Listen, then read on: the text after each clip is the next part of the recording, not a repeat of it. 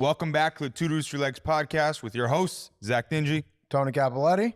Today, we sit down with Jon Gilroy, who was diagnosed with cerebral palsy at 18 months old. And we talk about his journey of where that took him, how he defined being disabled, and what his struggle was like. And he ripped some bars in the middle of it. Oh, yeah, he started rapping. Yeah, well, spoken word, but His bars. poem is rap. Sure. With a beat. He gives the sickest analogy I think I've ever heard about being a puzzle piece. It's a good one. You're going to want to stick around to the end. Oh, you fuckers want to be famous. Guys are looking sharp. Zac Dingy. Tony Two Capoletti. Dudes, Three Legs podcast, where we share business tips, interview experts, And travel the world. This week on Two Dudes, Three Legs. Jon Gilroy, my man. So, for those people who do not know, can you tell us what cerebral palsy actually means? Okay, so cerebral palsy, what it is, it's a neuromuscular disorder. It's congenital, which means you're born with it, right? So basically what that means, for me specifically, because there's a lot of different types of CP, mine is spastic diplegia, which is two sides.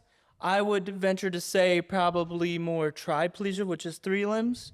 So basically my type, my brain basically is constantly sending contraction signals to every single muscle in my body. So if you see me stand in my walker, you'll see I'm like standing on my toes like a ballerina, so I have to use the walker so I don't, fall on my ass, So basically, and every day, twice a day, I have to get physical therapy. I have people that come to the house. The sessions are they're long. They're probably the session probably lasts like 2 to 3 hours per session. Twice a day? Twice a day. Yeah. Holy fuck. And that's a full body stretch, everything, everything that we go the full body. It makes it so I'm still able to walk, still able to move, because basically what happens is if I did not do that, the muscles would keep contracting and essentially they would lock. And once you lock, it's like the 40-year-old virgin. They say, you don't use it, you lose it. You know what I mean? You don't. Damn. If I don't stretch the muscles, I lose the ability to move them. So, Go ahead. I was gonna say, John. So how rare is CP? Before we get into like how you treat it. How rare? That's interesting. Honestly, I mean, I'm not a medical professional, so I can't tell you how rare it is. But I do know, it is congenital. So you're more likely to contract CP if you're born premature. So I was born 3 months premature. I was a C-section baby. My head could literally fit in the palm of my mom's hand. Wow. They actually apologized for my death, and I had not even died. Quite clearly, I'm here, and. They basically... They told your mother that you passed away at birth. They came into the room and said, I'm so sorry for your loss. And she's like, what are you talking about? Like, he's okay. He's here, They fully expected, yep. So was it upon birth that your diagnosis was discovered? No. Okay, it was... Did they know anything was wrong when you were born? Well, I for legal reasons, I can't say... They did, but I would venture to say if I could, I would say yes, they probably did. But again, I'm not saying definitively. I don't know. Don't sue me. But basically, the diagnosis, I was officially diagnosed at 18 months, and the doctor that diagnosed me, at the end of the day, basically said he knew sooner, but he was afraid to tell my parents. So basically, then he just started, anything they asked, he would do because he didn't want a lawsuit. I mean, I grew up pretty poor, so we wouldn't have the money for a lawsuit anyway. But it was 18 months. I got the diagnosis. They just noticed that I was missing milestones, like I wasn't walking, I wasn't sitting up. I was like rolling around my house. That's basically what I would do. Just like roll, like full body roll around the house. Yeah. And I mean, you know, my parents got me, once they got the diagnosis, my parents, I honestly, so much credit to them. I know you're watching. Love you guys. They got me into what's called early intervention services, where basically you start out, you get occupational therapy in the home, physical therapy in the home, right away, start it, you know, and they were just so proactive from the start. Yeah. Now, it seems to me like you're very loose, so to speak. Like you really don't have major contractions like some people do. Yeah, well, if you see, so my upper body, Yeah. mostly it's in my lower body. Mostly it. it's in my legs. You can kind of see it in my left hand. Like if I put my arms out, see how this one doesn't go out as far as this one? Yeah. And then see how like this one's kind of like, you know, slower moving. Yeah. This one's more fluid. Yeah. This one's slower. See? So, and then like see the hyperextension on my fingers. fingers and Yeah. stuff. That's kind of, I always joked when I was like in middle school, like this hand has a mind of its own. Like, it's gonna be like, you know, but Yeah, that's funny. That's kind of, you can see the difference, you know, and I'm in a very lucky spot. So to where I can control that to an extent, because part of those stretches are like wrist stretches, like supination stretches. So supination's this way, pronation that way. Supination, like you're holding a bowl of soup. Pronation that way, you know? So like, I hate when I'm somewhere, this is why I love the fact that we're going towards cashless society, because Right. I hate when, you know, you're ordering something, they're like, here, hold on, here's your change. And I have to like, they try and give it to me in my left hand, and I'm like, I can't do it. So now I have to reach both hands, and I look like, you know, like I'm on the street, like, please give me change, sir, you know, you know, and then people have to sit there and wait behind me, like, and wait for me to try and organize this change, and I ended up just stuffing it in my pockets and like, and just trying to rush out and not be awkward, you know, so. Yeah. We should definitely get into like those levels of independence and what those things kind of mean to you in those moments. I'd like to kind of address though, a lot of people that we interview end up being in this gray area in regards to like you said that are you defined as a triplegic, paraplegic? Like what is your definition? Well, it's not like it's not the sole diagnosis is not like quadriplegic, paraplegic, that type of thing. Okay. That in itself, that goes with, you know, those are types of paralysis that can happen. What the diagnosis is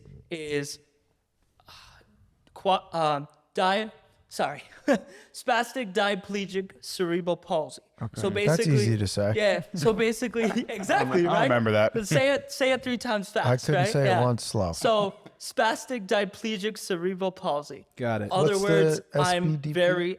a huge spaz. That's what I tell There you people. go. I That's know. easier to But say. I say that, and some people are like, "You can't say that," and I'm like, "I'm the one that has it. I can say it." But basically, so that's the official diagnosis. That just basically means that the muscles in 2 of my limbs are very, very tense, and the tone is very, very high, and the you know, like I said, the brain signals are constantly firing. And which are the 2 limbs? Both legs? Both legs and my left arm. And there's Got it. different levels to this. Yes, Obviously. I was born. They classified it as mild, because I mean, I defied a lot of odds. I mean, a lot of people that are born in my situation don't have the ability to speak.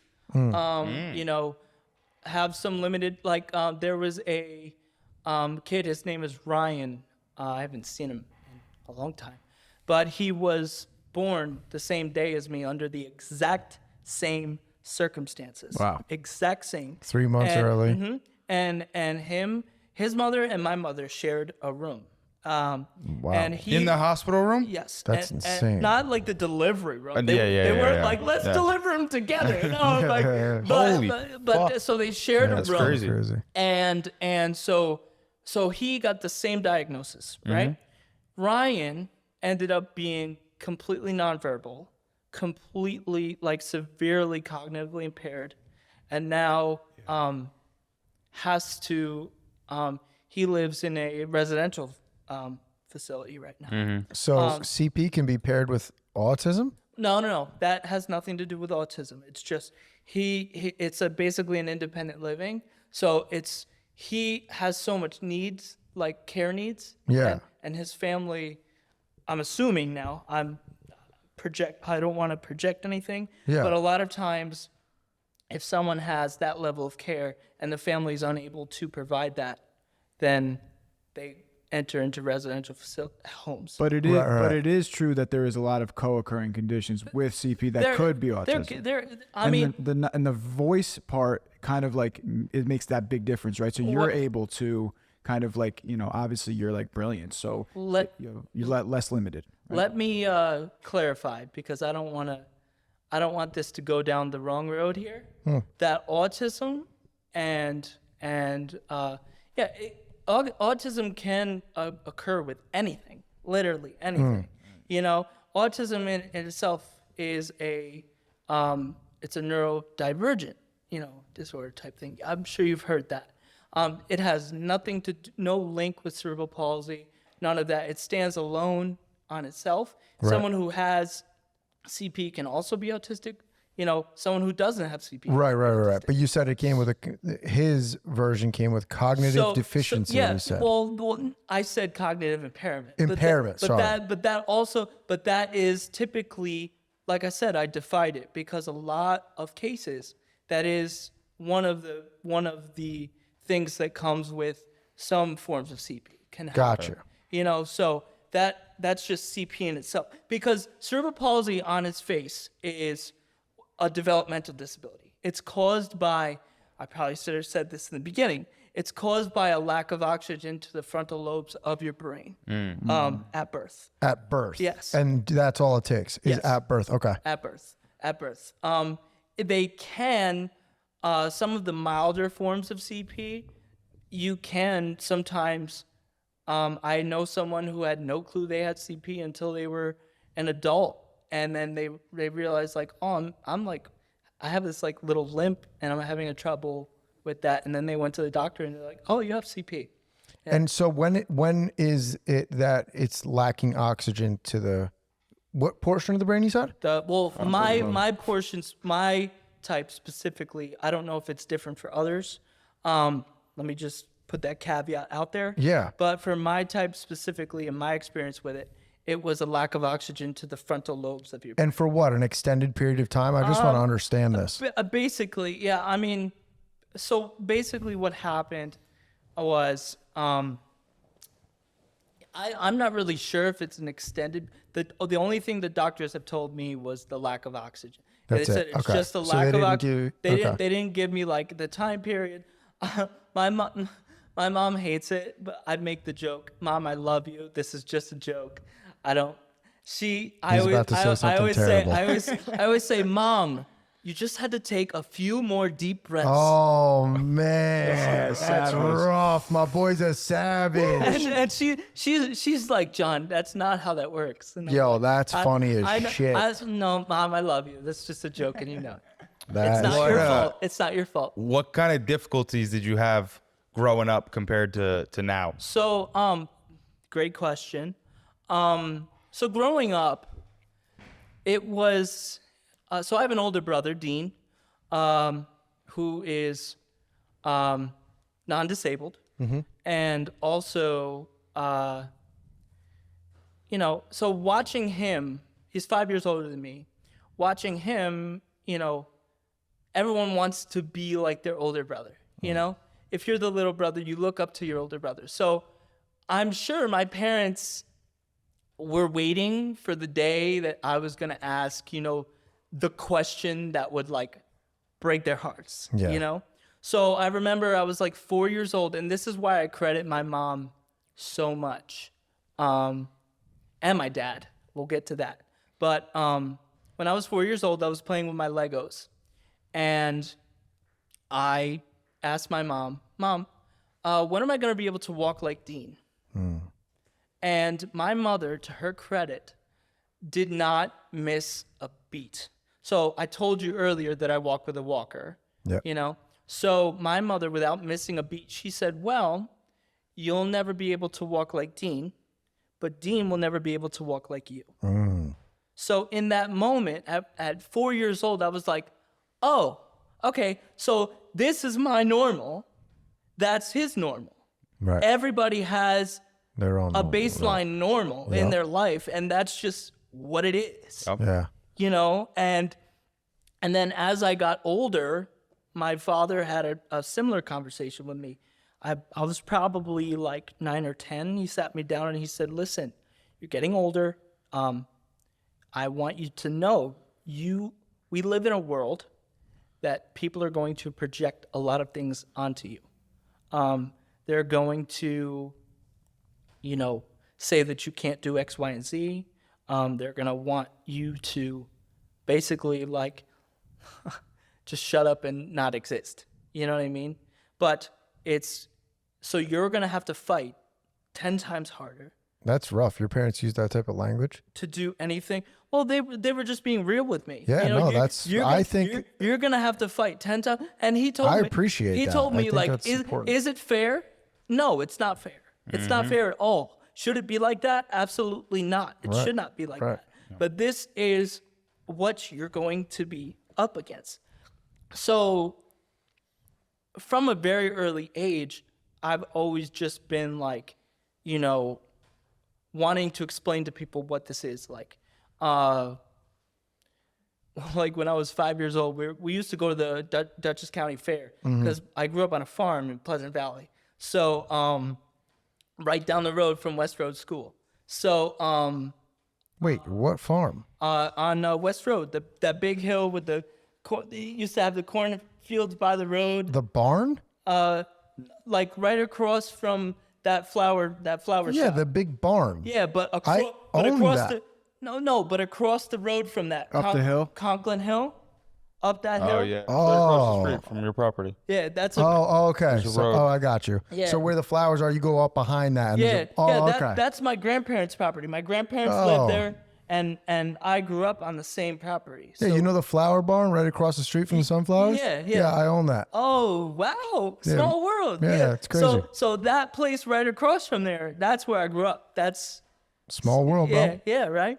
So what was So I this is exactly why I wanted you to have on, John. So I just wanted to kind of express this and let you guys keep having a conversation. Like I would really think it is like important to, you know, dispel like whatever stigmas there are. That's why I asked my question, and maybe it sounded like, like I was uneducated on the subject, but we're definitely aligned in those understandings of like, this is important to share with people who, you know, maybe they're not expecting to hear this kind of information Yeah. about things, like to Right. hit those stigmas. There is a lot of misunderstanding. I'm impressed with the way your parents handled it. That's very cool. I mean, I can tell you from experience, a lot of the early physical therapists that I worked with, they all have said over the years that the way my parents handled it is very rare. I mean, I remember my parents told me that when they first got the diagnosis, they started going to like support groups and with other parents, right?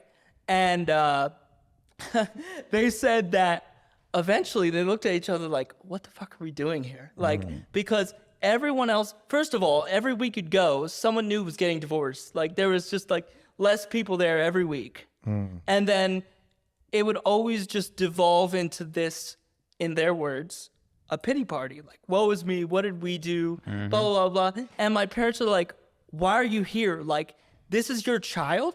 So this is what you have. So your child is a human being and it's your job to make sure that they succeed. yeah. Like, it's not your job to sit here and, you know, essentially what it sounds like, hating the fact that you have a child with that. You know, this is your child, your own blood that you just gave birth to. So now it's your job to make sure that they can succeed to whatever level that they are fully capable of doing that. Right. Was your mom present in school a lot? Was she there like as an aid to you? She was not. That was her name was Jennifer Berry. Okay. She basically, so it's funny because I used to call her my school mom because she started as my one-to-one aide in kindergarten and went all the way through senior year of high school with me. Holy so fuck. so that's what, like crazy, bro. 14. That's You like still Stay talk with you to the Miss whole Barry? time. yeah. Yeah. Why do I feel like I remember that name? I mean, cause we were everywhere, dude. Everybody knew who Miss we were. Barry. I mean, it's not hard because like everybody. When I was in high school, high school anyway, because that's where you knew me from, right? High Yeah. school. So when I was in high school, people either knew me as Jon Gilroy, John the kid in a wheelchair, or that kid in a wheelchair. Yeah. And that's why I had 4 different. But you always had a wheelchair in school? Didn't you have Yes. a walker too? Yeah, I had the walker. I would walk between periods. Yeah. Yeah. But basically, so Mrs. Barry was always with me, and we at that point we were like a married couple. Like we would just joke around, like fuck around all the time, Yeah. And she became like synonymous with, I see kids that I graduated with, and I swear they think like we're still like attached because they're like, yo, how's Miss Barry doing? I'm like, yo, like she's not. I don't have a 1-to-1 anymore. Like that stopped after high school. Like I would, but I know Pook wants to ask. Just ask him. Did you smash? Oh. I'm playing. That's fucked up. I did not because I am not heterosexual. Shit. It's okay though. No, we can go into that later. But so that's another thing that I had to deal with too. I feel like you were famous in school, dude. I mean, Yeah. that's Everybody You know what I think fucking is the knew you, craziest thing of all the high schools he could have went to in the world? He went to Arlington with the longest walks between fucking classes, yes, bro. That's what kept me fucking fit, shape. dude. You kidding me? Yo, Are you for kidding real. me? That's PT right there. So I remember they wanted to put me in like adapted PE, right? So for me, it just wasn't for me because, I mean, no offense to anyone else there, but it was too easy for me, It was too easy for me, and I was not enjoying it. So was there ever a discrepancy that you experienced with your placements in schooling where you had a developmental advantage, obviously, over people who were, and also, like, what do they call it? Like, what kind of class is it? Like special ed, right? So it's interesting because luckily I was never put in special ed classes. Okay. Luckily. But that's, again, thanks to my parents. Because when I was going into preschool,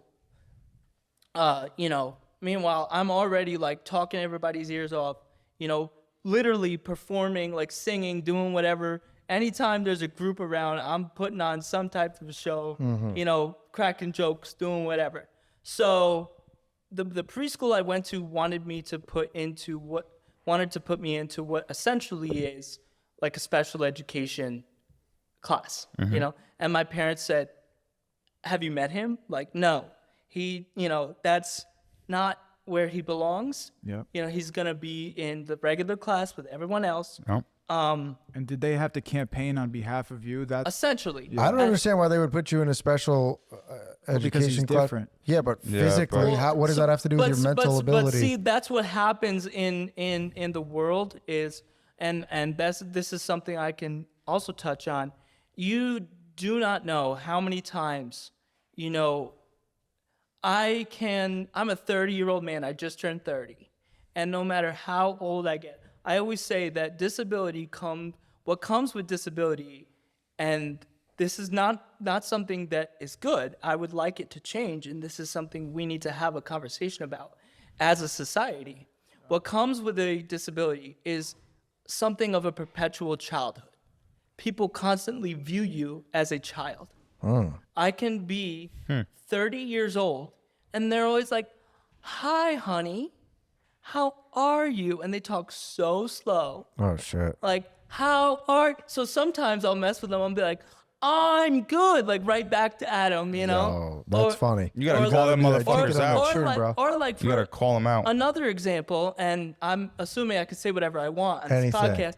So I've had people in supermarkets. This is when I moved up to where my apartment is now, in Schenectady, right outside of Albany.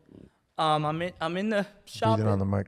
I'm shopping, and some dude just pulls me aside and says, "Oh, yo, does your dick work?" In the supermarket, dude. This dude, kinda funny, I've though. never met this dude ever. So I'm like, who are you, right? So I'm like, oh no, I'm gonna give it to this dude. I'm like, I don't know. Why don't you suck it and find out? You said that? Yeah. Yo, that's fucking great. And my friend was like, Yo, you could honestly shit. probably get away Oh, with shit. so much shit because nobody's gonna fucking come back at you. You're just Well, like, it's like- suck Well, my that guy, dick, that bitch. guy earned it. Yeah, for I mean, sure. See, that's the thing too that my parents taught me. It's be very selective. Yeah. Be very selective. So people are going to say stupid things. Of course. There's a difference between saying stupid things and an ability and a moment to educate, and in a moment to be like, that was some dumb shit. Yeah, clap and back. I'm gonna call you out. What do Yeah, your parents do for work? So my dad, growing up, he was he basically jack of all trades. He did electrician work. He did the tile in the Poughkeepsie Galleria. He did a bunch of that. Holy shit. And then he did a lot of the electrician work at Vassar College when they were doing that. And then for 25 years after that, he did hardwood floor installation. So he was self-employed for. And then my mother, she's been both a guidance secretary and a principal secretary at Poughkeepsie High School for, I think she's in her, Mom, sorry if I'm getting this wrong, but I think she's in her 32nd year. Zach, can you ask about the financial burden? Yeah. Fuck. I was just gonna ask one other question though. Fuck. Sorry. Oh, I was asking that because they gave you so many fucking good life lessons. I like mean, they're That's what I'm saying. That I honestly, I lucked out. Yeah, my I mean, it's parents, incredible. My parents are amazing. And listen, we can get into that later when we talk about like my message and stuff. But Yeah. it was my relationship with, especially my father, and we've had this conversation now that I'm older. My relationship with my father wasn't always great. You know, there was a time in my life where I hated that man. I couldn't even be in the same room why? Yeah. just right. because it was. So the way that I describe it to my dad was at the time, so I was like 16 at this time, so everybody's a little angsty when Yeah, I you're- think everybody hates you their know, dad at 16. but with me, I think it was I wanted, like, because I saw people with dads that talk to them, dads that, you know, how are you feeling, blah, blah, blah, blah, that type of thing. And my dad's not a talker, you know what I mean? He doesn't sit down and talk, you know? So I'll dive deeper into this later on probably, but that year I went through some things that I'll get into later. And I went into therapy, and through that therapy, I started to reframe the way I looked at things and realize, oh, wait a second. My dad does communicate with me. It's just in a way that I'm not looking for. My father was one of 11 kids. So Damn. he was number 7. So by the time they got to him, you know, it was like, Daycare. Figure it out. who the fuck are you? Go. You know, go. You know, he told me today, driving here, he was like, you know, I was the quiet kid. And a lot of people, they think the quiet kid is dumb. So they say whatever they want in front of the quiet kid. So if you just listen, that's how you learn. That's how I learned everything. So my dad, like, he you know, he was born in 57, so they don't really teach you like, oh, let's talk about how you feel. No, Oh yeah, we that's talk not. about that all the time. That's not how that shit works. You know. Yeah, I don't feel like that's a father's job. So my dad communicated with me through action, through doing, through music, growing up, he would bring my brother and I on stage to perform with him, his band, you know, and he would, like, all the ramps to get inside my house, my childhood home, he built. The thing I used to put my shoes on every day, he built with his bare hands. There you go. So looking back, I realized, like, oh shit, my dad is dope. Like, my dad's amazing. It was a lot of showing, not Yeah. saying. Yeah. It's cool that you realize that about your father. But 'cause, yeah, I mean, honestly, I would not be where he was the one, like when I was learning to get dressing myself, literally he would lay clothes out on the couch, put my reacher next to me and say, figure it out. If you need help, we will help you. Yeah. Yeah. But you need to figure this out. I was in middle school, dude, and I still had not learned how to dress myself. Yeah. Because for so long, I didn't want to do it. It was too hard, and I was so like, I don't want to do this. It's too hard. Just help me. You know, and eventually he's like, do you want somebody dressing you your whole life? Right. You have the ability to do that. Other people don't have that ability. Right. You have that ability. Your dad's a smart So man. Yeah, that's a great. So literally, I was sitting on the couch and I would just be crying because it would be like 2 hours and I still haven't freaking dressed myself. Yeah. And my mom's like wanting to come in and he's like, no, stay there. He needs Let to. him figure it And then out. eventually, you know, he would come in, stand in the doorway, watch me, and then give me pointers like, hey, try this, try this. Right. You know, it's So you had we experience a lot of people who have had an accident that caused them to have some kind of trauma, which made them, have a disability. So you're one of the first people, one of the first people that we've met that had to struggle with it their entire life. So when did you get that, what you have now, which is we characterize as this like kind of like burning desire to like conquer everything, since you had to find it on your own since childhood? Like when you were like, fuck that, I don't want to listen, I don't want anyone to help me. When did you find that? well, I mean, I think to an extent outside the home Okay. that Yeah, existed. tell us about what happened outside the home when you had, what was your attitude like? So to an extent outside the home, I realized like, oh shit, I have to show, like, people think I ain't shit. Everywhere. I like to say, like, when I give speeches, I always say, anytime I enter into a room, my wheelchair enters it first. So I have to prove to people that I'm not a wheelchair with a person in it. I'm a person in a wheelchair. So bar. every new space I enter where people don't know me, my chair enters it first. Do you get So- people saying to you all the time, like, "Oh, you're so motivational, you're inspiring"? So yeah, exactly that too. So and this Do you is like that or no?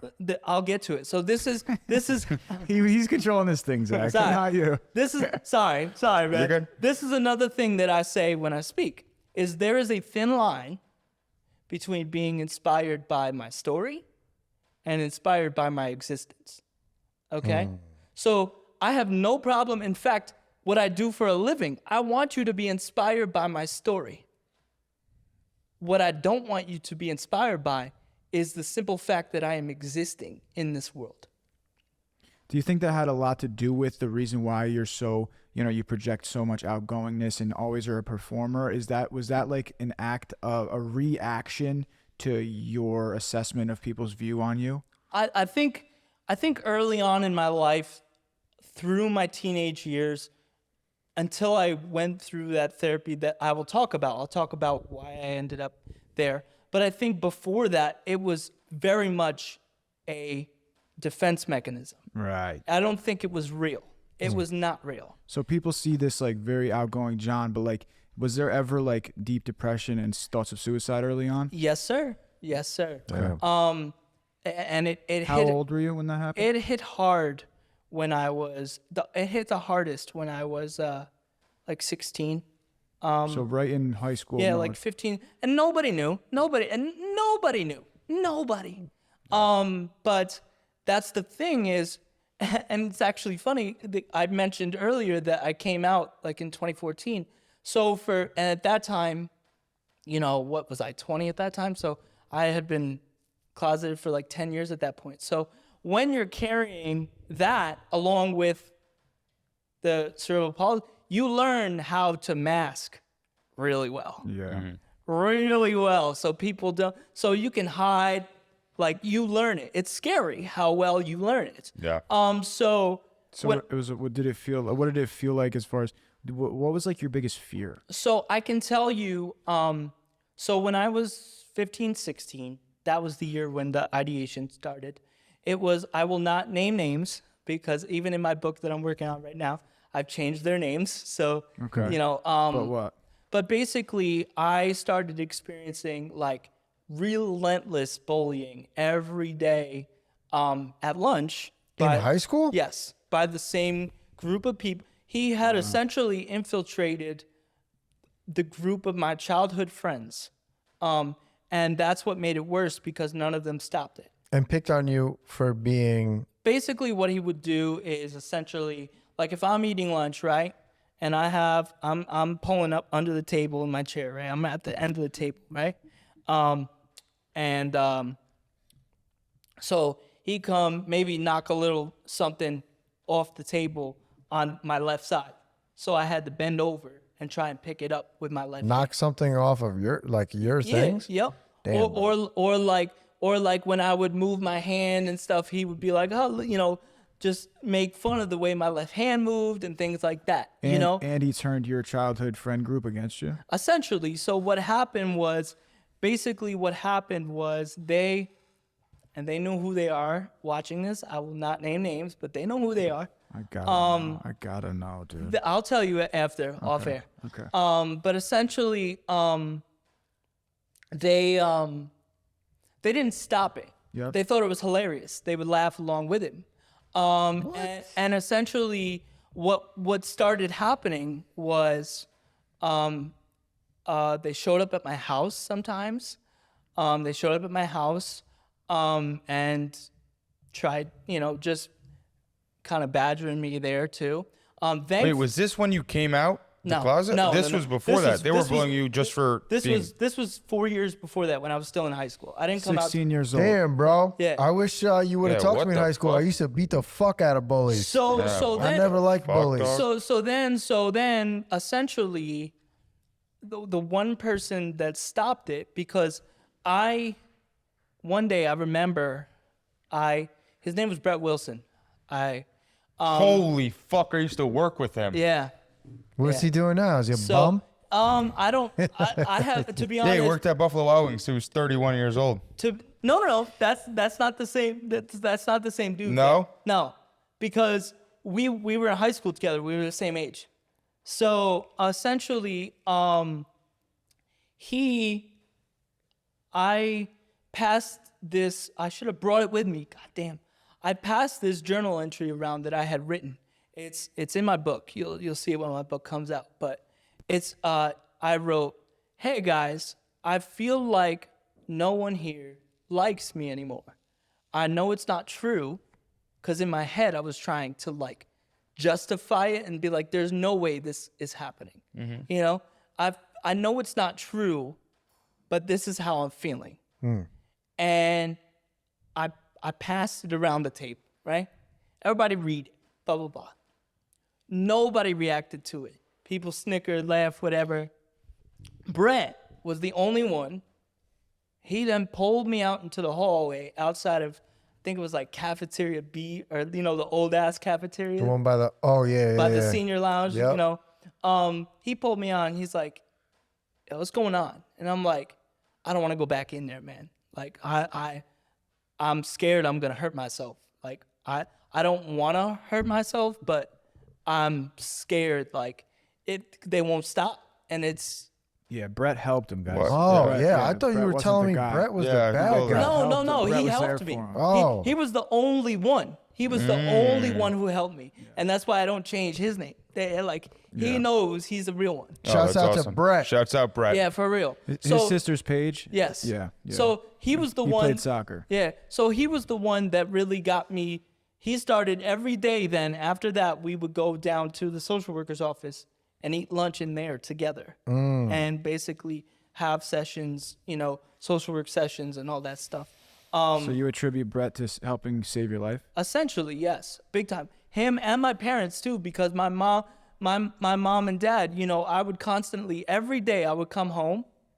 I don't know how the hell I got any work done in high school and kept in 10th grade specifically, because I was just so out of it. But I would come home. I remember this like vividly, like it was yesterday. I would come home, I would scoop a bowl of Neapolitan ice cream, right? I would put some of that magic chocolate shell stuff on it. It would harden. I was like, oh yeah, this shit about to slap, right? You know. Then you freaking stir it up so the little bits are all in the ice cream and shit. Yep. And then I would sit in this recliner chair in the corner of our living room, wrap myself up in a blanket, because when I was in that blanket, mentally in my brain, I was like, if I'm under this blanket, I can't hurt myself. So I would sit under that blanket for hours and just write poetry in my journal. Just write for hours and hours, literally. And then my cat would come up. I put my the journal on his back and just write. And then my dad, again, this is another example of how my dad communicated with me. Another was through humor. So he would grab my journal and be like, I'll give you $1 for every poem that I don't understand, right? So then he'd just start making it rain with like dollar bills and shit, you know what I mean? That's funny. But like they were really like, and I used to constantly tell my parents, hey, don't let me hurt myself. Don't let me do something stupid. I feel like I'm gonna, and they were like, John, we're not gonna let you hurt yourself. Number one, we'd hear you coming or trying to do anything anyway. You know, you're pretty loud, you know, so we hear you, you know, they tried to make me laugh at the same time, you know, so they were the ones that drove me to therapy appointments and all kinds of stuff. There's so much more to this story. What was your biggest help to get through that point of your life? Therapy, your parents, friends? It's a combination of all of that. But Okay. the therapist, Mr. Babb, Chris Babb, at the time, he was the school social worker that worked with me. And he played a huge role in my ability to realize that, yes, I was being bullied and that's not right? But I had so much other shit. Like I remember the first session, see, I went to social work school too. He inspired me to, so I have my degree in social work. So like they call me the brain ninja now. Like that's The brain engine? the brain ninja. Oh, brain ninja. That's what my friends call me. They're That's like, funny. They're like, yo, he's gonna pick you apart. And that's normally what happens. But basically, So let's talk about your creative pursuits that kind of also helped you get out of that dark place, right? Yeah. Let's talk about writing, journaling, music, whatever. Go ahead. Tell us. So that actually ties in perfectly with what I was about to say. So that first session with Bab, right? He takes a risk, and in social work, sometimes there's risks that you have to take. Like, do I ask this question? It's kind of like and see the response that I get, right? So he took that risk. He got in front of me. He rolled his computer chair right here, leaned forward, put his hands on his knees, and he said, "You mean to tell me that you've never had a day in your life where you're like, why the fuck me?" He said, I said, "Oh, I don't know. He goes, "Cut the shit. We know. You know that's not real. You know that's not real." And then in that moment, just the shoulders dropped and just the tears just Damn, would bro. and would not stop. Just and then I spent the next 3 hours inside his office. And the things I was saying, I was talking about, I know prior to air, I was kind of brushing on the surgeries that I had growing up. And you said save that for the pod. So, I started talking about those surgeries. And as it's coming out of my mouth, I'm like, oh shit, I've told these stories like a million times before, but I realized the way that I was telling them, it wasn't in a authentic way. I feel like I was telling it in a way to as a defense mechanism to kind of help me laugh about the traumas that I went through at that time. When really I went through shit no 8-year-old should ever have to go through. Yeah. Like when you're because I had 2 major surgeries done at once, double hip osteotomy and double hamstring At releases. 8 years old. At 8 years old. Okay. So, and this is something, and I want to say this publicly. This is for my mother, and she's probably going to hate this, but you need to hear this, Mom. Because to this day, she's told me verbatim that she still holds that that this is her fault for approving this surgery. It is not your fault. The doctors told you that this was going to help me. They told you that I would be back in school in like 3 weeks, not a year. They told you 3 weeks. So they lied to you. It's not your fault. So now that I've said that publicly to the camera, I want you to say, just don't hold on to that. So essentially what the surgeries were was hip osteotomies, because the muscles in my hips were so tight, they were pulling my hip out of the socket. So they had to break my hip and then pin it back in the socket. So, and then a year later I got the pins out. And then the hamstring releases is when they cut the muscle.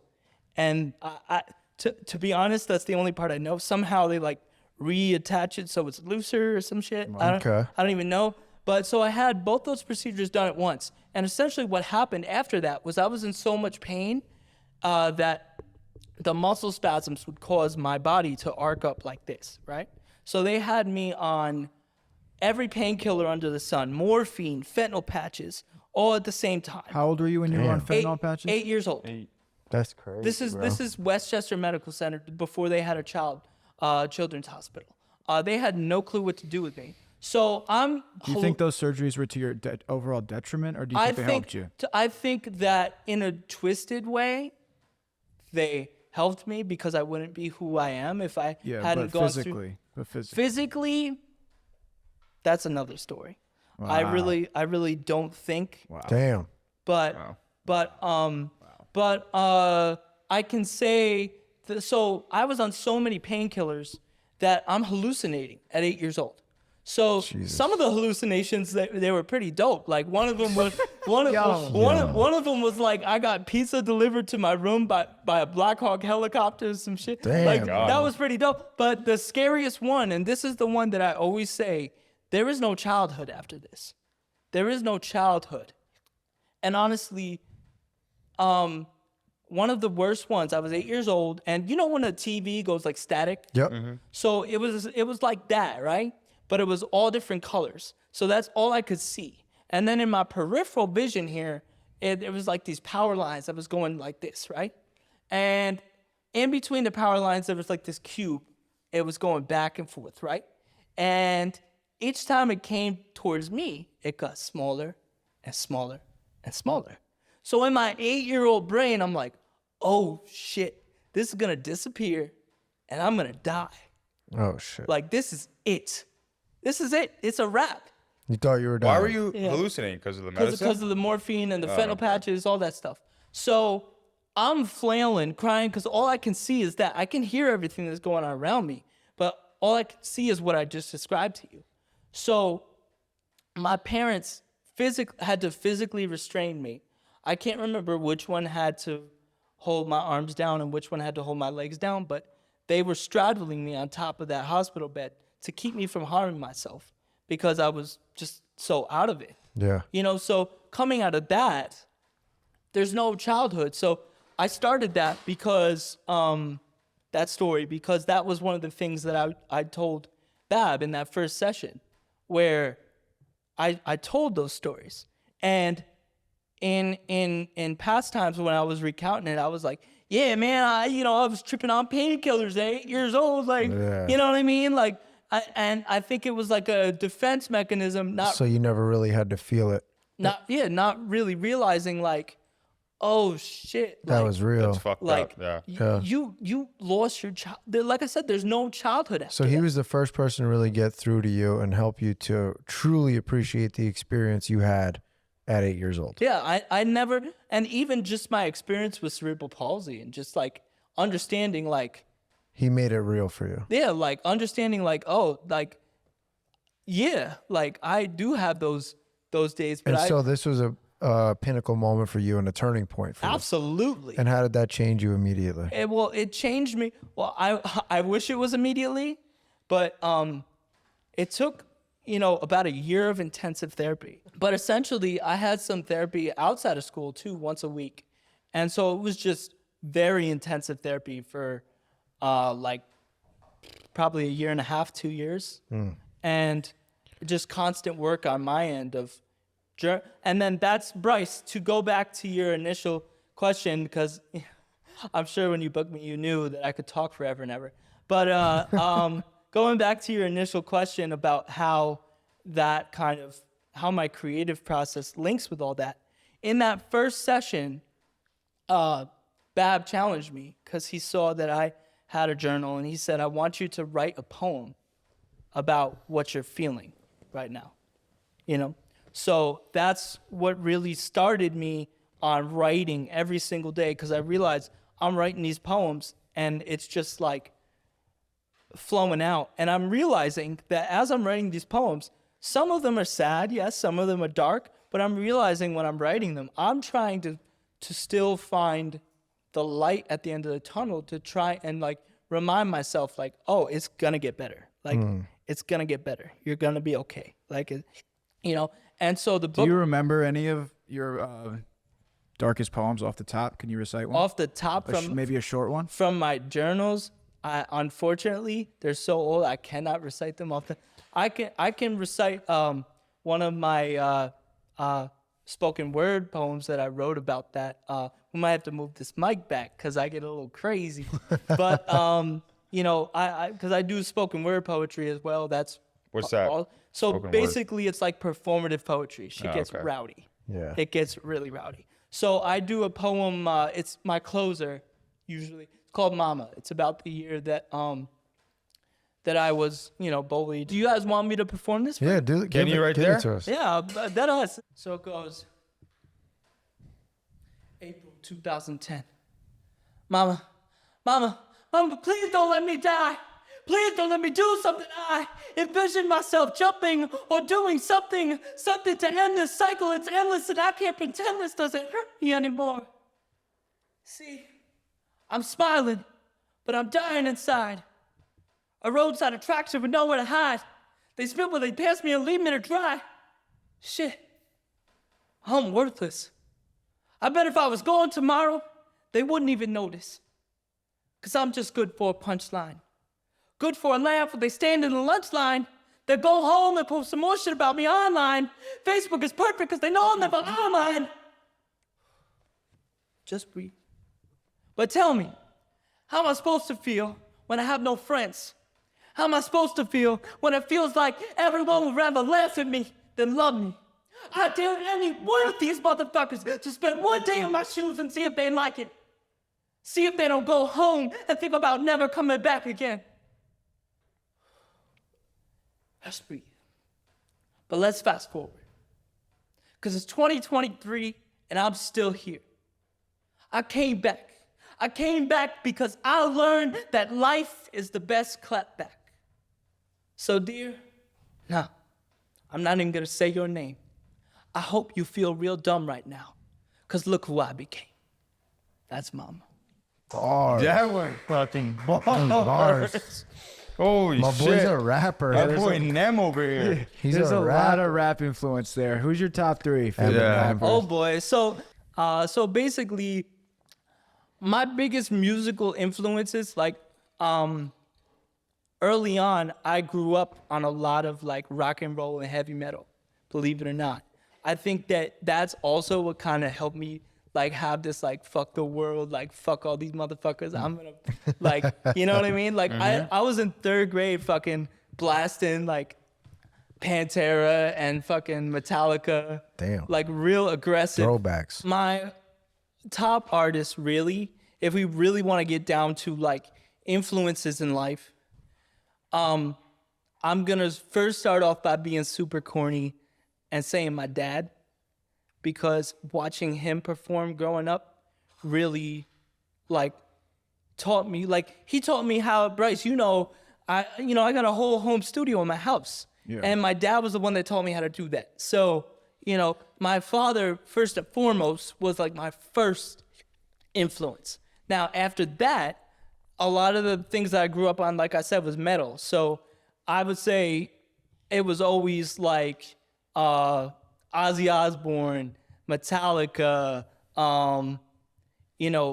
even I went through a Kiss phase where I love Kiss. Now I look back on that, I'm like, what the hell were you doing, Kiss boy? has some classics. but, Don't hate But on wait, Kiss. does anyone ever tell you that you have kind of like an accent, like a black accent? Yes, because so this is Yeah, you wait have- a you second. have He a just black said black So, scent. I love that. Oh, you do. So this is funny because when I went to college, right?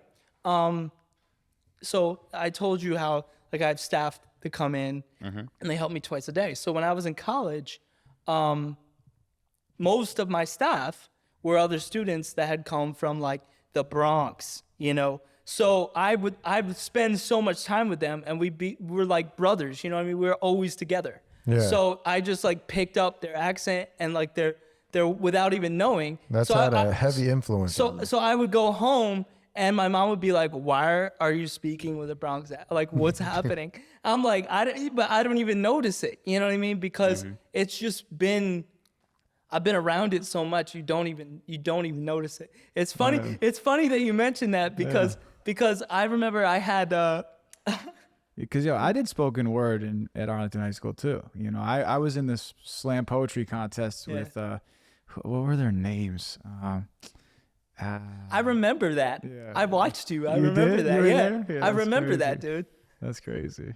I just like crossed over because I always would write bars. I wrote raps, you know, and performed raps a lot in high school. Mobby's a real rapper. Oh, I remember Rapper, because when I rapper. first started making beats, this is gonna be mad throwback. Okay. But when I first started making beats in like 2010, one of my friends, Landon Morris, Oh yeah, we grew up with. was Landon, yeah. was like, oh, I got you know, couple of my friends over here, you know.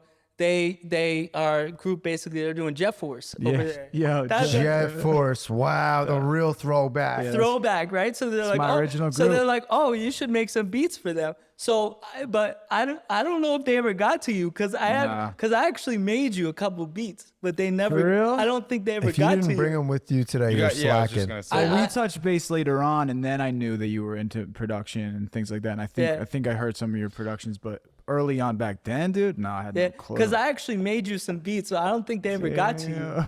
But yeah, I don't even know if I still have them. I'm gonna have to search my. Bro, you better find those beats. Hold on, John. Did you pull up to the rap battle at McDonald's parking lot or not? I- Were you I there? did not, no. Okay. With me and Xavier, where we Oh, roasted. no, I remember Xavier. Xavier was the man, dude. Yo, he was awarded best rapper in the yearbook. Yeah, I was pissed. That 'cause was I an wanted- award at Arlington. Yeah, on was the best rapper. superlatives. Yeah, I wanted to win that shit, but I didn't because I was corny. but I rapped on stage at prom. Imagine I rapped the on stage delusion. at senior follies. There's best rapper at Arlington High School where we got Yo, kids from they LaGrange w- and then at Poughkeepsie High School. I guarantee they didn't have that. Speaking of senior follies, dude, they declined my senior follies skit. They wouldn't let me Hold do on, it. were you in this? Did you compete in Mr. Arlington? No, Okay. but I wanted to do senior follies, and they said no because my skit would be potentially offensive, and I'm like, I'm the one doing it. I wanted to do competitive sitting. Yo, Tony loves I'm that. dead. Tony, tell him about your Mr. Arlington performance. Yeah, you did some crazy shit. Oh didn't you? yeah, we had like a ninja fight. We were doing backflips and all sorts of shit. There's no way to really tell you. Actually, Cody Farrier played fucking piano. He was playing "Unfaithful" by Rihanna, which is a sick song to play on the piano. And then we had a ninja fight with like. Do you have the clip? backflips. Isn't it on YouTube? Put the clip. Yeah, it's on. Yeah, put we the gotta clip- put the clip in. Yeah, it's on. Describe I it. think it's on Facebook. Yeah, I've seen it. And we just have a ninja fight too. Everybody was kung fu fighting, and Nice. Tony's actually somehow a music we savant. fucking lost. Music is like embedded in Tony's brain. He hits perfect pitch. He's like brilliant with can't it, really and he sing. can play You're like, piano. you're like Shawn Mendes. Shawn Mendes has perfect pitch, supposedly. Yeah. Well, I don't know But I about can't like really that. sing that well, but I always know a tune. Tell him about when we go on vacations. What? When they count us out? no. Josie's on a vacation. Yeah. Pull up the clip. Anyway, Yo, while we're talking about that, okay. do you think disabled is a bad word or handicap? Because I feel like you're the type that Well, wouldn't. okay. So handicap, yes. Why? Do not, because I think it's right up there with like handy capable and What's wrong with all- that? Because here's the thing. This is what I'll say. And you know what's interesting is when I was early in college, I used to call myself differently able, right? Mm-hmm. And I used to love that term. I used to think it was like the best thing since fucking sliced bread, you know. And then I started involving myself in disability rights groups like ADAPT, do great work for independent living for people with disabilities, disability rights overall. Also, I do want to shout out, it is the I do want to shout out, it is the anniversary of the ADA. So shout out the Americans with Disabilities Act. We out here, okay? So, Shout out. Yo, let's keep in mind, like, look, we're trying to like make like these like TikTok short clips. TikTok clips. So Yes. let's like debate the merits of the using the word disabled. What Tony thinks versus what you think. Okay. Hit us with a point. Tony will hit us with a point. We'll debate. Okay. I actually don't know where handicap derives from. So I don't either. Then how could you be offended by it? But I always say because basically it's, I don't know how to describe it. It's just one Do you of think it's demeaning? yes. It's one But of then those. how isn't it's one- disabled? Because disabled is it's just people have tried to say that that's a bad thing. Like, so remember I was talking to you before we were on air. I was saying people think, we were talking about this topic, and I said people think it's the worst thing in the world to be disabled. Yeah. It's the worst thing that can happen to you, right? And I said, in reality, the worst thing that can happen to you is you die. Like, that's the worst thing. There's no coming back from that. Facts. You know, Agreed. as long as you're breathing, it's you're good. You know, so when I was around a lot of people with other people with disabilities, and I was calling myself differently abled, they were looking at me like, "Who the fuck are you? And what the like?" Yo, like, but when me and Tony pull up to the airport and we get that handicap parking, I'm lit. Yeah, So, like, facts. you know what I'm saying? I'm with being handicapped. quick side note, when this had nothing to do with what we're talking about, but That's My the boy first with time the you've said it. sidebars. Because definitely, listen, we're definitely gonna get into, and we've already kind of addressed it, but not specifically. Like, you got John, you and Tony actually share like a big kind of like mindset Yeah. thing, which is gratitude and like being able to like, you know, help others. But I don't want to get bogged down by and that. I think I mean, it's interesting because Tony, you know, you as an amputee, you have your own disability, you know, Right. So Right. it's very interesting to see two people with disabilities that also have two very different lived experiences with a disability, because it's two different types. Right. You know, so I also think that Well, Tony can hide it, you know. Like, Tony's at the point where he can hide it. there is that too. Yeah. But Yeah, but that's true. and that's another conversation that they have within the disability community, where sometimes it's a terrible thing, but sometimes people are like, oh, you're not really disabled, like it's a whole it's bullshit. It's fucking bullshit Or is what it we've is. addressed like an invisible. Yeah, that's real. There is Yes. invisible disability, but what Which a lot actually pains people sometimes, and they need to get surgery, and the doctors are like, "No, you're not this. Yes. You're not. You don't have a problem." Or What is that- or if they need- CRPS. or if they need accommodations like in college or school, and then officers are like, nah, fuck you, you're not disabled. You know what I mean? Like, but you are. So that's the thing too, where it's like understanding the terminology, understanding like why it's offensive. So why it's offensive? Why? Why things like handicapped? I always say handicap isn't for disability. That's a golf term. That's a golf term. Okay. You know what I mean? That's a golf term. That's what I always say. So I always say I am disabled because that's not a bad thing. It's okay to say. It's like, that's what it is. I have a disability. I can say I'm disabled or I'm a person with a disability. Either one of those, fine, great. You know what I mean? Because the verbiage behind that is taking away the fear of it. Because I think words like handicap and things like that, they have this societal like tinge to it where it's like, oh, it's like a sense of constant need of help, constant need of, you know. Or another one that I hate is special needs, because I always say people with disabilities, our needs are not special. Our needs are our needs to survive in a world that is not built for us. Someone would argue that they are different. They're special because they're not the general needs. But see, that's interesting because that's another thing where it's like everybody's needs are different. So what makes my needs special apart from your needs? Your needs as a person, Bryce, are way different than what Tony's needs as a person are. Tony's needs as a person are way different than what my needs as a person are. Everybody's needs in this room are different. Totally. So when referring to the things that I need to be able to exist in a world, why do we refer to those as special and everybody else is like, oh, those are just normal baseline needs? Yeah, I feel that. You know? I think an interesting topic that we could hit, if you guys are into it, is like the accessibility, maybe like with the iPhone, or like what are the problems with accessibility? Because we've interviewed a lot. The first thing that comes to my mind is Dana Jones, because she literally created an app called Accessador. Yeah. Sick episode. Which is like catering to college, the needs of people who have more needs in college, right? Yes. Daughters. Do you know Dana? Yes, yeah. Okay. So, I just think it's interesting. It's an interesting topic. I just jumped on my iPhone the other day and it's like letting me do cool ass voice commands and shit. So are you using like voice commands on the phone at all or no? I use like voice to text, that type of thing. Okay. Quite a bit because I'm like, it's very hard for me to text, So I use that shit all the so time. I use love that voice. shit. I use voice to text all the time. Yeah. What's another thing? I use. What about when you're writing? When you're writing like spoken word and shit, are you doing voice to text? Yes. That's actually crazy because it's so much harder to maintain like a stream of thought, like lyrically or in that flow. You know what's crazy is it actually helps me because I feel like I'm performing the poem as I'm writing it, so I can kind of like hear like. So when I'm writing, right, I write like if you listen to that poem that I perform for you, there's things in there that I'm sure you could.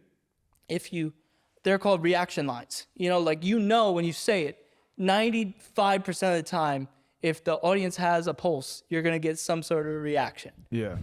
So as I'm writing and using my voice to do that, I can kind of hear like, oh shit, I'm getting somewhere here. Yeah. Like this is something, and I can kind of perform it and feel as I'm going like, oh, this is how it's going to flow. If it doesn't flow like that. So that's something that, in terms of accessibility, that's something I use a lot with the watch. The reason why I got the watch is because it has the fall detect. And, That's an Apple Watch? Yeah. So that's Your watch don't do that. so that's Bitch. so that's a big thing for me. These guys have a debate about what's better, the Rolex or the Apple Watch. Tony's Apple Watch all day, bro. Fall detect. I'm out there with you. I got the life alert on my bitch. Yeah, exactly. It's funny because I ended up buying the Apple Watch because my mother, like, because I live alone, she's like, you need to get a life alert. Like, you need to get a You life. do live alone. Yeah. She's like, you need to get a life alert, and I'm like, Mom, no fucking way I'm getting a life alert. Like, Can we talk about that? Yeah, I I want was to talk just- about your transition of leaving home and how that was different from many other people. And it must have been a lot scarier because, obviously you absolutely. need a lot of assistance. So, I fucking run us cried through my that. eyes out. How old were you when you moved out of the house? So I first moved out when I went to college. Right. So is that where you want to like? Let's do that. Yeah, fuck it. Okay. Go from there. So when I first moved to college, Yep. like I remember I went to UAlbany. So when you're driving, you can see one of the towers from the road, right? So right as we see the tower, I start fucking flipping out, like crying my eyeballs out, like I can't do this.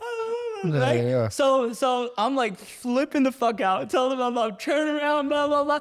We get there. I'm all moved into my room, like, and thank you to UAlbany. They really went above and beyond to really make my room accessible to my needs. Yep. So I'm in there. I'm freaking out, right? Crying my eyeballs out. My mom's crying. What are the thoughts going through your head? I've never been away from my parents. Yeah, and- like I've literally never, like, this is the first time I've ever been on my own. Yeah, gotcha. You know what I mean? So I'm like, fuck, this is like the real deal. Yeah. So I'm crying my eyeballs out. My mom and dad leave. I cry for a little bit longer, and then I look around. I'm like, the fuck am I crying for? Wait, were you dorming with someone or you're completely alone? So what happened? The way UAlbany did it was it's like a common room, and then there's one room with 2 dudes, and then I get my own double room. Oh, fire. Thank you, You wheelchair. have the double Right? room. Thank you, Fire. wheelchair. I got the My fucking boy had the suite. double room. I had So you adjust to that quickly. Yeah. You're happy at college alone. Yeah.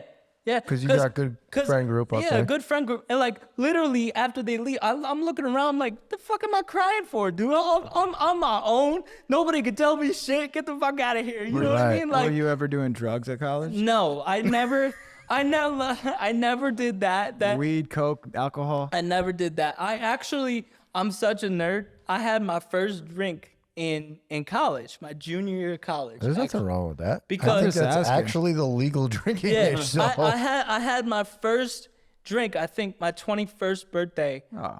Good. And Fucking great. That's when you're supposed to. With and with me with the like different medications that I'm on. That's why I had to be like careful. Oh, yeah. With like what I do. I still do to this You day. still take a lot of medications? Well, dude, I'm on enough muscle relaxers to fucking put down a horse. Oh, shit. But I'm on 100 milligrams a day. Try that and stay awake. Wow. Damn, bro. Yeah. I will try it. Yeah, let me get a piece. Bro, you're already sleeping. Calm down. But Get a tattoo This has Friday. all been a hallucination. Just so Yeah. you know. Tattoo This is Friday. not real at all. All right, so let's talk about you come back from college, you move Yeah. back home, I assume, for a small period of time. Yeah, Okay, after I graduate, then yeah. you gain your own financial independence. well, essentially what happens is graduate, move home, live there for a few months. Could not find any place that was accessible. Work. To move? No, to live. Oh, shit. Yeah, to live by yourself. To live by myself. And then I found this place like out in East what the fuck, Oh, I know where that's at. outside. Right next to It's- West What the Fuck. It's in That's the other side. it's in Rotterdam, which is in Schenectady. I know where that That's is. really And, where what the fuck and, at. uh, So Installer. close to all And so basically they hadn't built this complex yet. So I was able to basically give them some specs. And I mean, my family ended up having to like pay out of pocket for it. The renovations Right. they had to do, but they did it. And so I moved in there. So basically, and then from there, that's when I realized like, I want to do my own thing. So that's, So when up I- until that point, had you been supported by your family exclusively for your entire life, even through college? Well, not supported by my family, but I had been getting what's called SSI income for like disability. What's SSI? It's Social supplemental security income. So Okay, and that helps to fund your lifestyle and well, your living. Not necessarily. You're getting like $100, like nothing. funny? You know what I mean? Yeah. Lifestyle insinuates that it's like luxury. Yeah. It's not. It's literally like here's money, just enough money for My like. boy don't even have to walk. That's luxury to me, Poppy. I feel you. That's basically like, here's enough money to like barely survive, and then here's the Well, it's supplemental, right? here's the income limits that you have, and all this stuff. Okay. So that's And did you ever have problems with? You said your chair was like mad expensive. You were telling JJ before this about how how lit your chair is. It stands up. It's Yeah. crazy. So was that privately funded or was that funded? So that I got this my senior year of high school. So I've had it for like 11 years now. Okay. I got denied 5 times by my private insurance at the time. I ended up having to fundraise because back then you could do like partial approvals. They don't do that anymore. So How much did you fundraise? Over 10 grand. Damn. That's Good and that's shit. How did you early. do that? We threw a giant paint party, like a glow paint party. Oh, that's dope. Had two of my friends, actually Landon Morris and then his cousin also Prada.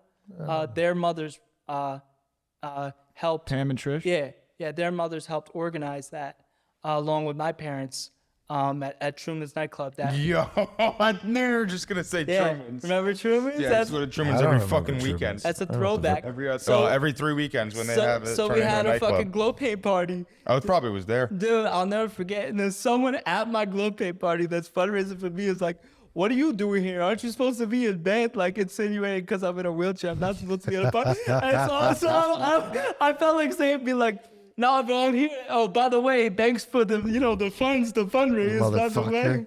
Right. But yeah, so So there's- I don't I don't mean to cut everything off, but let's get into like, you know, how you make money now. And Yeah, your that's what I public was trying to speaking. get No, at. Is when did you gain your financial independence? And Basically, so you want me to ask like about what I do now?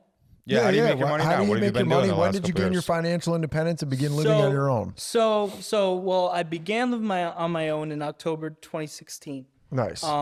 And I'll be honest, you know, it took a while. Like I still have income limits because I have home care needs that I need. So those still have to be met. Like right now, I'm working on saving up to start an LLC, you know, so that I can actually branch out and gain that real full independence. You know what I mean? Yeah, got you. I When mean, you say you have income limits, if you go over a certain number, you don't get yeah, I special government programs? I lose my home health care, things like that, and it's a lot of money. How do you feel about that? It's kind of I was just backwards, gonna right? say. It's Hey, it's yeah. messed up because like the price for me, I would venture to say, is probably over $100,000 a year in home care needs.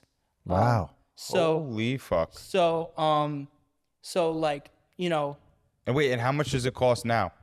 It's free? so it's funded through Medicaid, yes. Wow. So- $0 to And that $100,000. incentivizes you essentially to not work. not work. Not even that. It's well, I would say that this is what I say to people when we talk about the work situation and people with disabilities is we want to work. But often we're given either you work and you lose your ability to live functionally. Right. That's what I'm Or- saying.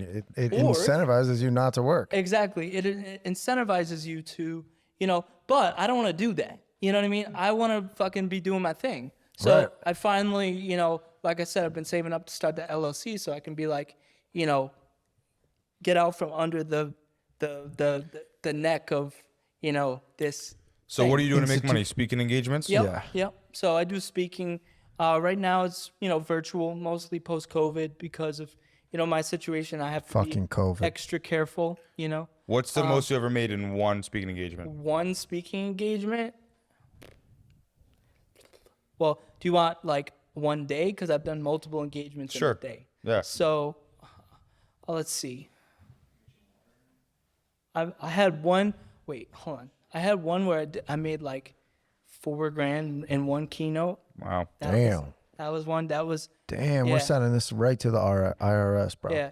But done. see what happens with that is then you have to use that money and you can spend it on things that you need. So a lot of times what I would do to spend it down and be within that income limit is buy like parts for my wheelchair, things that I would need that would break. You know what I mean? Because this chair's not cheap to keep together. How much is that chair? That chair is a business expense. Yeah, so MSRP for this chair, it's $42,700.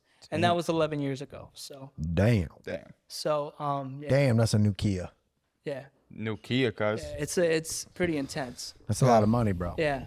But you know, I'm very passionate about what I do. I look at it, like I said, I went to school for social work. So I really look at it as like just a giant social work session. You know what I mean? And this is it's funny. Bryce, you're gonna hate me. But this is really what I wanted to like get down to is like what I do and why I do it. Let's talk hear about it. it. You know what I mean? This is really the brass tacks, what I wanted to talk about. Let's get down to the brass tacks. What I do it for. So basically, like I said, what I look at my job as is like a giant social work session. So my goal in what I do is it's gonna sound very rudimentary, but it's to make sure that every room I enter, even if it's like thousands of people that I'm talking to, that everyone in that room feels like it's just me and them, like one-on-one talking to each other. I want everyone in that room to feel like they matter in that moment, because they do. I mean, the one thing I've learned throughout my work is just how much people of all ages, I'm talking K through 12, high school, college, don't hear that they matter these days. I've had middle school kids break down after 45 minutes of speaking to them. I mean, like, that was the first time anyone ever told me that I mattered. And I think, don't you think that that is so like rudimentary? Yeah, that's a pretty basic to thing like that everyone human should to feel. like human existence, to just feel that you matter, right? Yeah. So like So you think there's a large lack of that in the world today?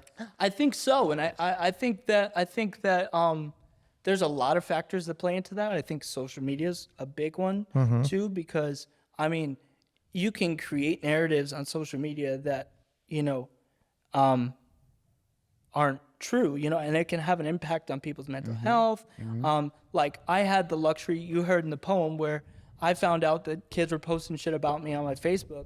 But back then, I had to log on the computer to go in my Facebook, and I never did it. These days, kids got it right in their pocket, and it's everywhere, so they can't escape it. So, like, it's just constant mental anguish that these kids are dealing with, especially with COVID. When that happened, and then they're stuck in a house, they're stuck away from people, so they don't have human interaction as much anymore. So it's like there's such a deficit of human connection in society these days, especially after 2020. Excuse me. Because of COVID. Yeah. Yeah. But so what I try and do in my work is take that 45 minutes to an hour and have everyone in that room feel seen, heard, validated, and understand that their story matters, and that their story is their strength. Now, how do you do that over Zoom? Because that's pretty difficult. That is difficult. Yeah. I can tell you that it's a different experience, but I haven't had any negative, reactions to it. What type of feedback do you typically get? I have letters, tons of letters that kids have written me, because I have like email, a specific email that they'll send them to like my booking email, my business email, because teachers will hand it out. Some teachers have them handwrite notes, and they'll send it to me. I have, and the things that these kids tell me, even college age, after 45 minutes, it's like blows your mind, and you realize you just have to give kids the chance. You have to tell them, like, a lot of people think they're not ready to have hard conversations, but a lot of times they want to have that emotional conversation. They want to be vulnerable. They want to express themselves to you. But so many adults, like I was telling JJ before this, so many schools will be like, oh, no, we can't say that. That's too much for them. When, even middle schoolers, the top thing that I get told is, thank you for treating us like we are human. Thank you for speaking to us like we have emotion. Because we do. Of course. Everybody does. And you have to teach people that it's okay to feel emotion. I always say, like, it's okay to look in the rearview mirror, but don't look too long, you get in an accident. So, like, it's okay to, feel things. That is a bar. Feel things and reflect on things, and, but don't live there, Right. Yep. But I do one thing I also wanted to make sure that I say while I'm here, and this is one of the most important things that I say in all my speeches to people of all ages, is if I'm assuming everyone in this room has put a puzzle together, correct? Yeah. Been a while. So if a piece is missing from that puzzle, can you complete it? No. No. So every single person in this room right now, we all have our own shape, our own size, right? Yeah. And all the colors on top, those are all aspects of our identities, right? So if our shape was different, would we fit into the puzzle? No. If our size was different, would we fit into the puzzle? No. If any of the colors on top, our identities, were different, we'd fit into the puzzle, but the picture would be messed up, right? So here's the kicker, is if your piece was not here physically, what would be there? A hole, right? A hole that can never be replaced by anyone but you. That is your value as a person. That without you, there's a hole that can't be filled by anyone else. So every identity you have, no matter how much people want to knock you down for it, tell you you're lesser than, that's an asset. That's part of what makes you valuable. That's part of what you bring to this world that no one else can bring. And, you know, through the therapeutic process, I had to teach myself that every day you have to wake up and say, I matter, and my story matters, and my existence matters. Because we live in a world that won't do that for us, unfortunately. That's powerful as fuck. That puzzle shit is crazy. Fucking I wanted to, incredible I analogy. wanted to make sure that I say that. Yeah. That covers the last question. Yeah, that's I an had. incredible analogy. I think we ended there. Typically, I ask everybody at the end of the day, "What's your message?" But that was definitely I think yours. we nailed that, right? Yeah. I think we nailed it. Yeah. That was a great analogy.